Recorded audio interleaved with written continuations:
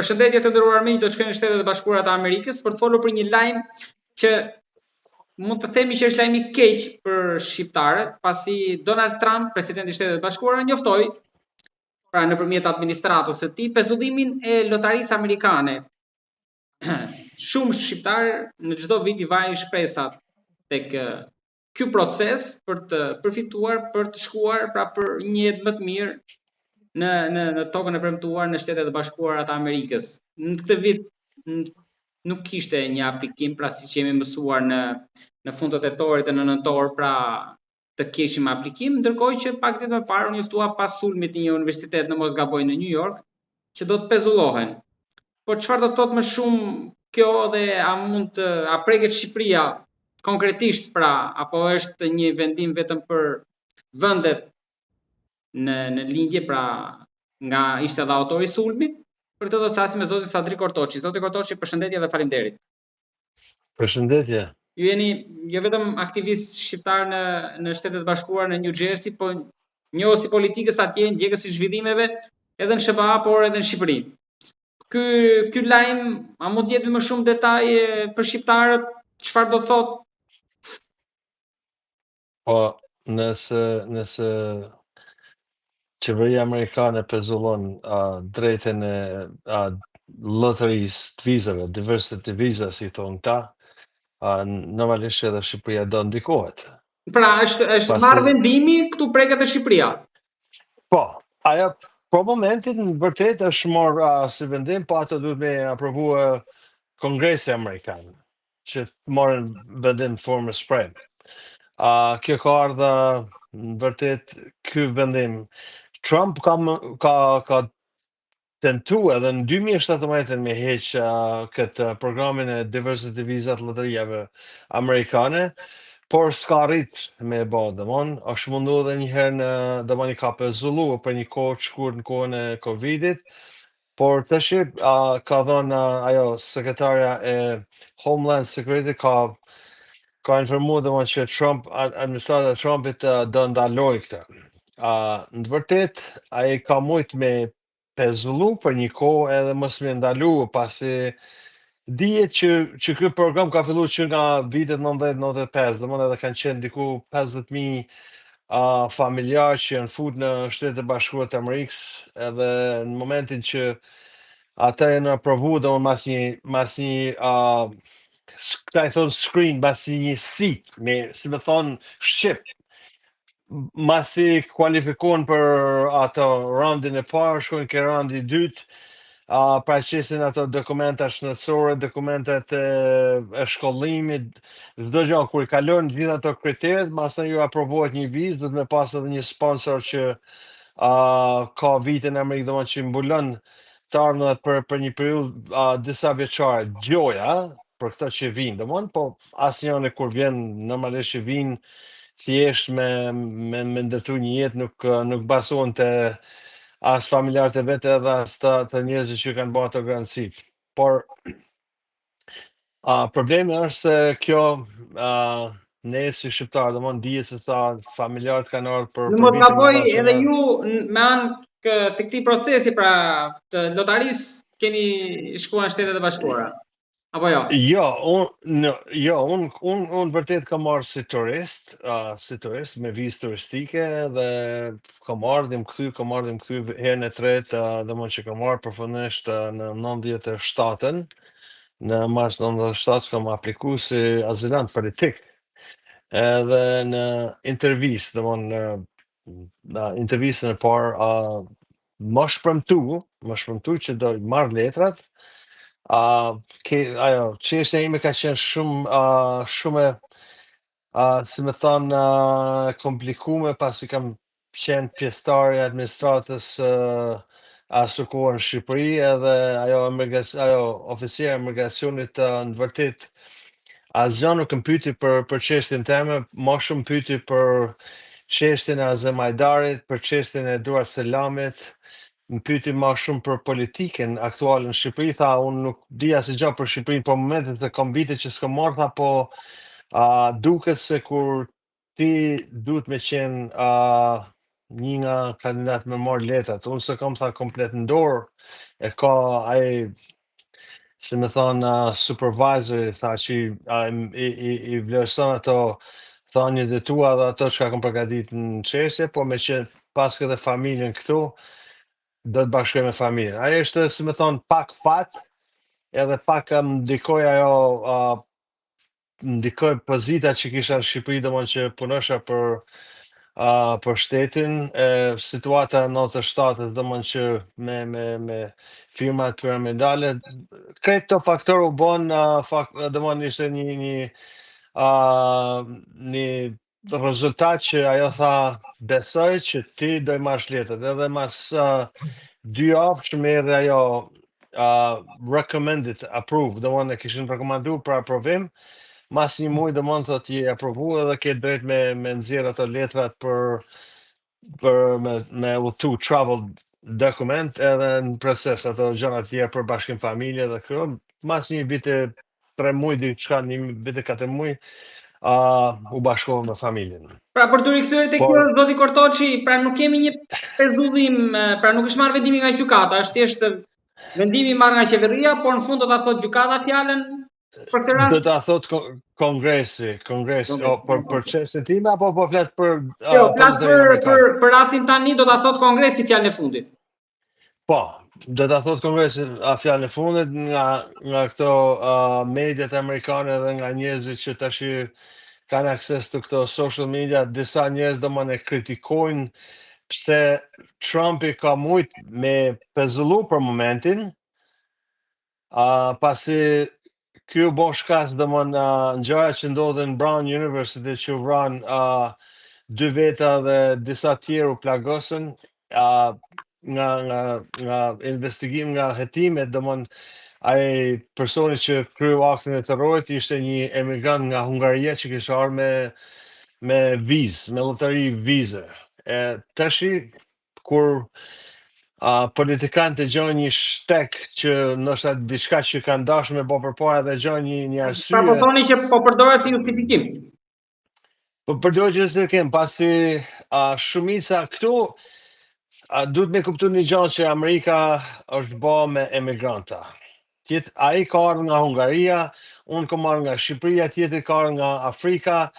Kështu është Amerika, është melting pot, domthon mix, është përzimje e këtë botës.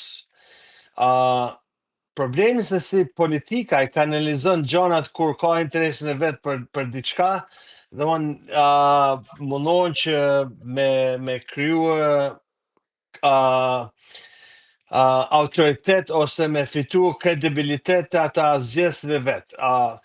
Kur e shef për shkak që një emigrant si puna e këtij që ka ndodhur që ka bërë aktin terrorist në universitet, ai thjesht ka ardhur nga Hungaria, një tjetër ka ardhur nga Afrika.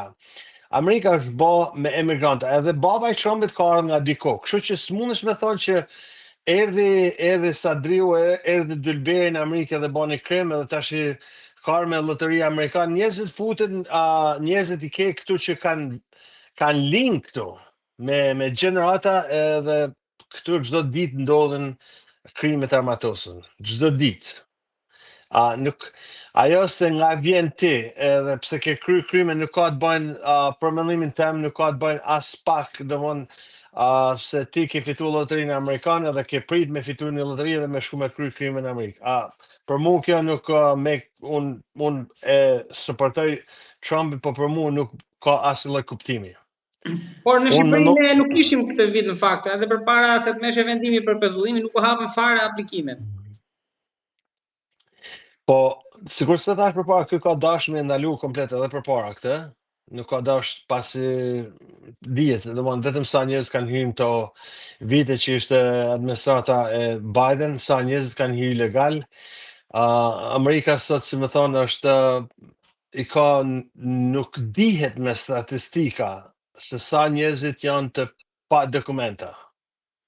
Çdo ditë për shkak të sill pa dokumenta, vjen me dokumenta, domethënë është, si më thon, është një rrëmuj, është një organizim i çorganizuar, nuk merret vesh domethënë se sa njerëz futen, a dihet me lotëri futen diku 50.000 familjarë janë futur çdo vit, por sa ka të pa identifikuar domethënë që punojnë nuk kanë letra emigracioni. Kështu që Trump po mundohet gjoja me kontrollu sistemin e njerëzve që futen në Amerikë, se gjoja këta njerëz që kanë ardhur nuk kanë qenë të si me thonë të kualifikum ose se shqip këta e thonë screen, si me thonë me përkthyer shqips nuk i kanë sit mirë, domethënë nuk i kanë zgjedh mirë ata njerëz që kanë ardhur këtu në Amerikë. Por unë di paktën faktin se për sa një afun shqiptar, domethënë që shumica kanë qenë domethënë Porgadec, Korçë dhe kjo zona e Juglindjes kanë ardhur me shumicë. Ajo njerëzit thonë se kanë pas lidhje me ambasadën, me këto, po thjesht është kur një familjar, se shkojnë të një mund njëri tjetrin, i tregojnë rrugën, ndoshta këta pjesa tjetër se kanë ditë, por gjithë se cili për këtyre familjeve kanë ardhur, kanë punuar, nuk se shoh që janë të involvuar me bë krime, domethënë janë ndoshta tani administrata e re po shikon për të marrë jo më shumicë, po për të marrë trurin pra nga çdo vend për të thithur elitën. Por ajo ka qenë vërtet tash, po edhe vizat e studentëve po duket sikur do me ndalu për momentin. Do me ndalu edhe vizat e studentëve, se këtu ka qenë një domon që kanë ardhur studenta, domon kanë aplikuar për këtë botës dhe kanë aplikuar në për fakultete të ndryshme të Amerikës dhe kanë ardhur këtu. Disa kanë pasur mundësi me paguar domon në bazë të ardhurve që kanë pasur familjet të tyre në për vendet që kanë ardhur, kanë paguar shkollat, një pjesë tjetër kanë punuar, kanë paguar shkollat. Këtu shkollat pranon nëse ti ke rezultatet e mjaftueshme të pranosh në fakultet. E dyta, nëse ti ke mundësi me paguar domethënë fakultetin. Një pjesë ja kanë paguar familjarët, një pjesë tyre kanë marrë scholarship, në kuptimin e fjalës kanë dalë me rezultate mira edhe shteti amerikan, fakultetet japin përparësi domethënë që nuk i ke pagesat e mëdha, një pjesë punojnë këtu, edhe masi kanë marruar fakultetin, një pjesë e tyre një pjesë që po shumica deri 95% ndoshta kanë arritur që nëpërmes punës ose nëpërmes martesave me qëndru këtu. Domethënë Amerika ka pas atë privilegjin se gjithë njerëzit që kanë ardhur këtu kanë ndihmuar, domethënë kanë qenë elitar, si me thonë njerëz të edukuar që kanë ndihmuar në ekonominë amerikane, në zhvillimin amerikan.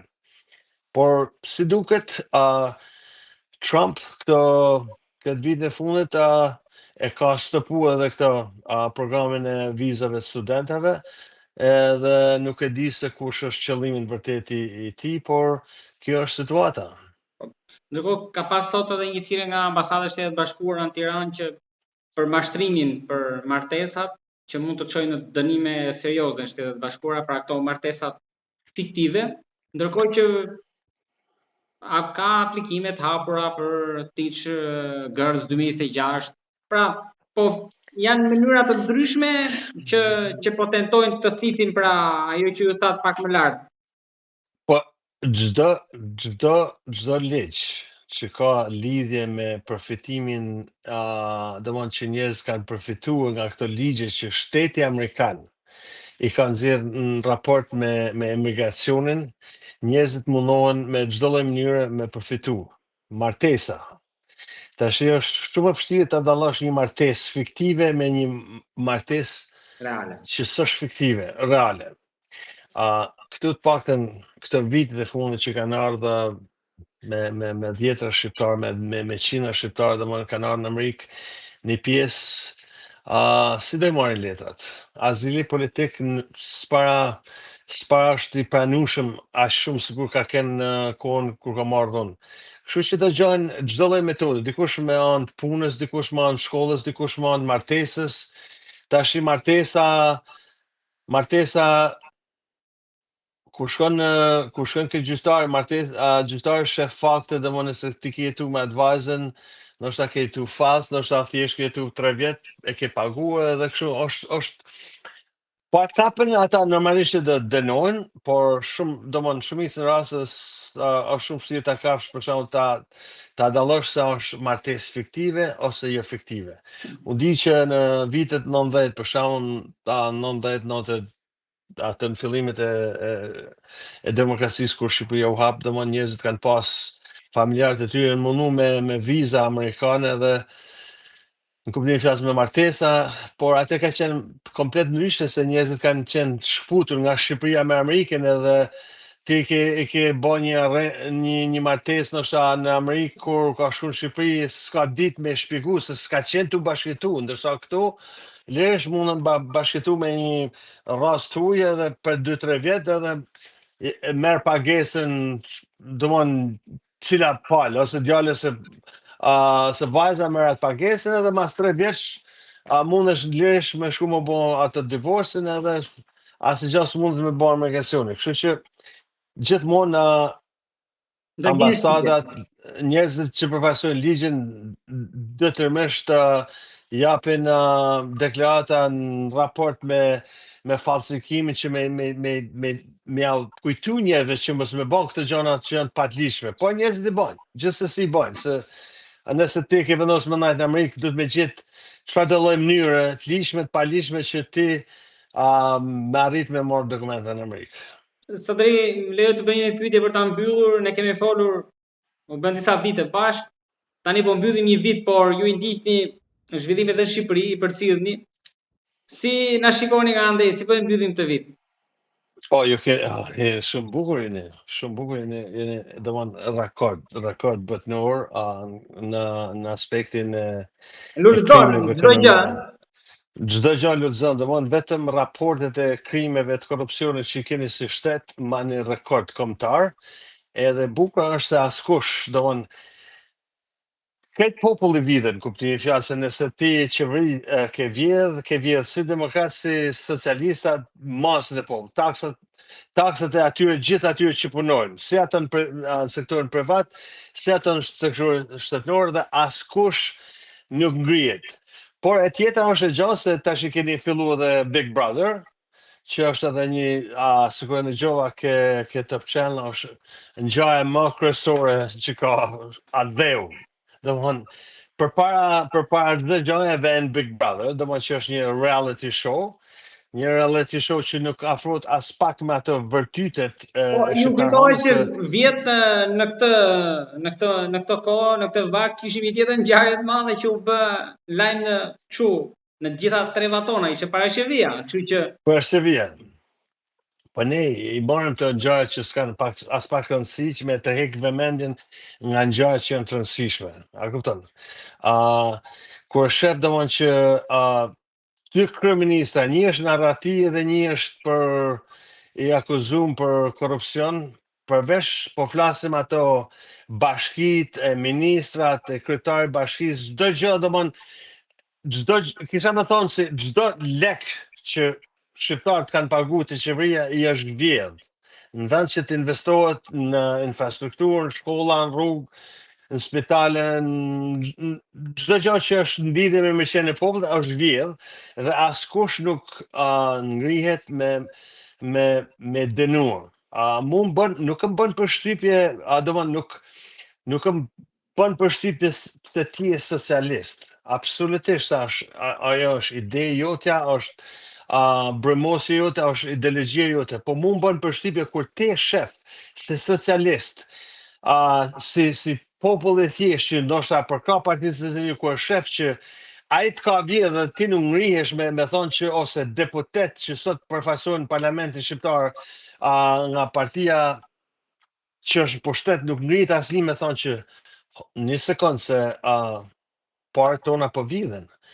Pse nuk ajo balloku nuk ka vjedh vetëm parat e demokratëve, ka vjedh edhe parat e tua, parat e ballës ose të atyre që janë parlamentarë, që sigurisht që në atë pagesën e tyre që marrin prej qeverisë, ata paguajnë një sasi taksash.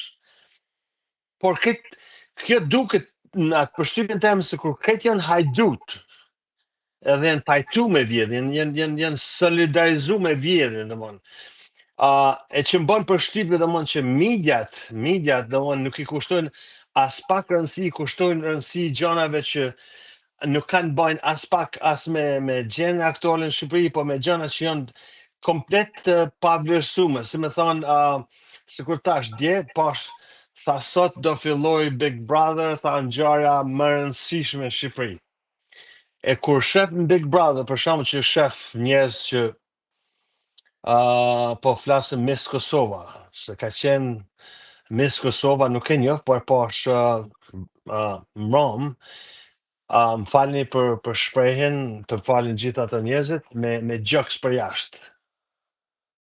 Unë si tropojan që jam rrit në Tropoj domon, në Tiranë, gjithmonë përshtypja ime ka qenë se Kosova, Shqiptaria janë njerëz që kanë një farë morali, një farë digniteti, po kur arrin ti e del në një program, reality show, gati, si me thonë, gjyst i zbulum, i zhveshun, atër ma mirë hiqi këtë plak.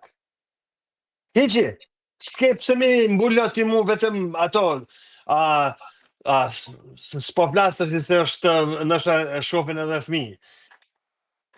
Nuk, kjo nuk përfaqëson, kisha me thonë, asiloj forme, edhe ke me kanunin e Lex, edhe me kanunin e ndërhorsë, edhe me kanunin e 30 vjetë, asnjë gjë nuk përfaqëson shqiptare, domon ajo kur ti del lakurish.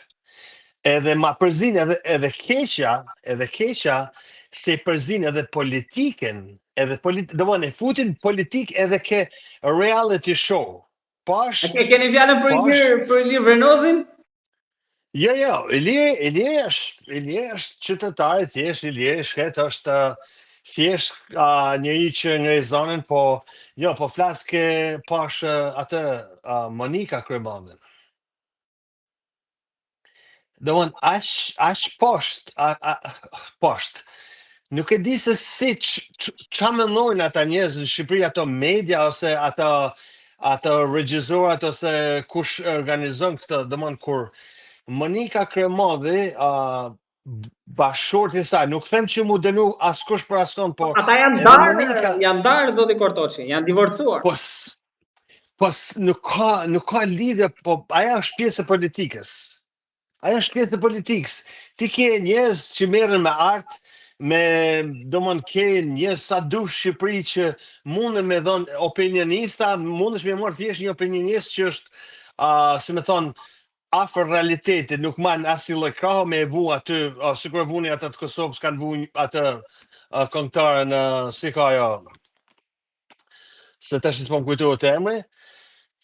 Këngëtare, domon thjesht një këngëtar që ka autoritet, edhe nuk është hallakatë, domon e veshën, si zonjë.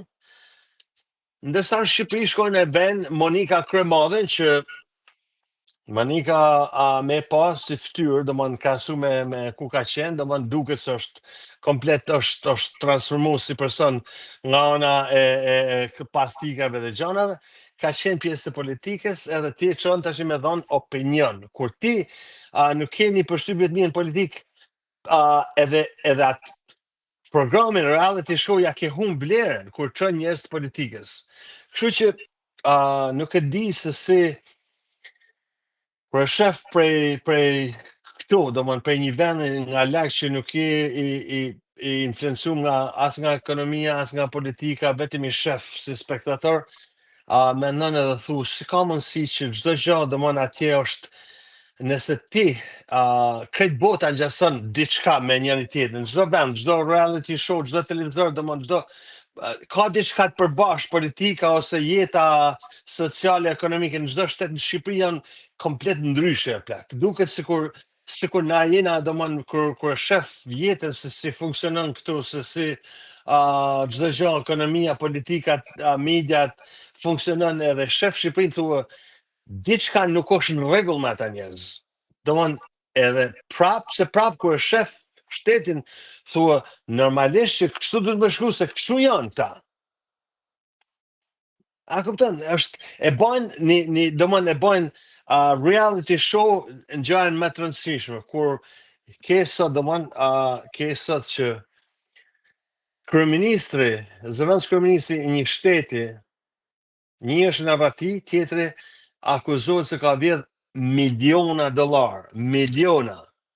Nuk po flasim për 5.000 ose 10.000 dollar ose 100.000 dollar, por miliona dollar edhe e tërheq vëmendjen ai, edhe fut edhe pak politikën atje, fut edhe pak monik atje që me përzi politikën me jetën liberale ose reality show që kur e shef në fundit nuk e di se ç'a mundet këto reality show kanë edukative për masën e rinjis ose për popullsinë që e ndjekin.